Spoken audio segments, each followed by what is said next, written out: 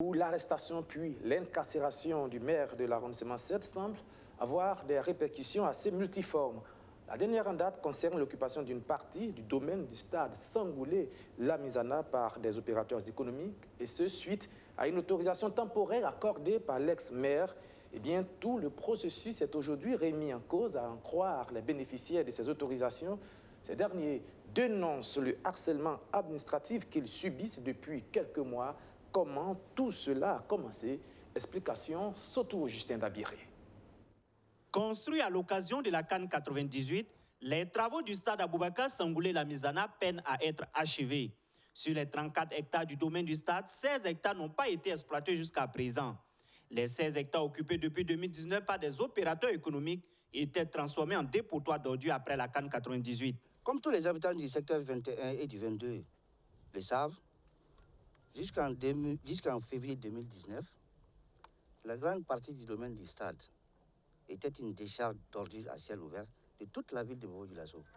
Au fur et à mesure que le temps passait, les ordures ont fini par recouvrir la totalité des 16 hectares avec des hauteurs par endroit allant de 4 à 10 mètres.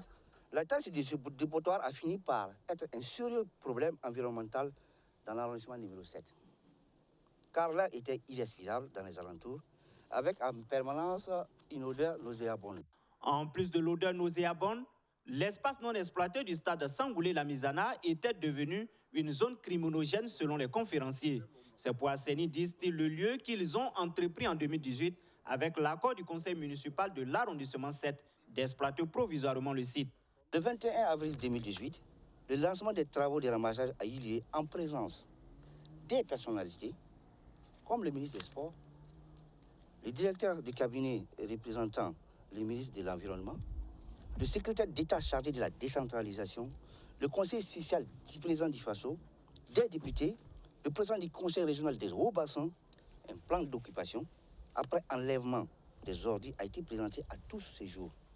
Après l'enlèvement des ordures, comme convenu, les personnes qui s'y sont investies ont introduit des demandes d'autorisation provisoire que le maire leur a accordées, conformément à ce qui était arrêté avant le début des travaux. Le porte-parole des occupants du stade Aboubakar Sangoulé-Lamizana reconnaît tout de même que certains d'entre eux ont pris l'initiative personnelle de clôturer leur espace entièrement en matériaux définitifs.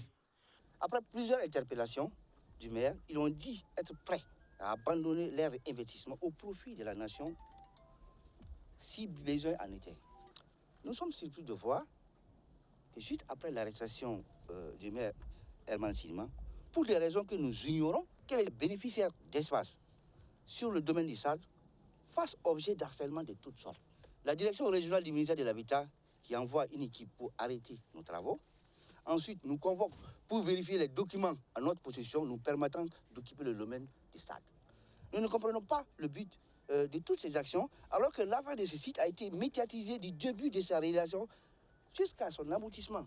Selon Djiga Sekou, porte-parole des occupants du domaine public, la zone du stade Sangoulé-Lamizana, qui affirme, je cite, « Il n'y a eu en aucun moment question de vente ou de cessation définitive des espaces entre eux et les autorités municipales de l'arrondissement 7. Ils occupent provisoirement le site et lorsque le ministère des Sports va exprimer le besoin de récupérer son domaine, ils sont prêts, disent-ils, à céder l'espace. »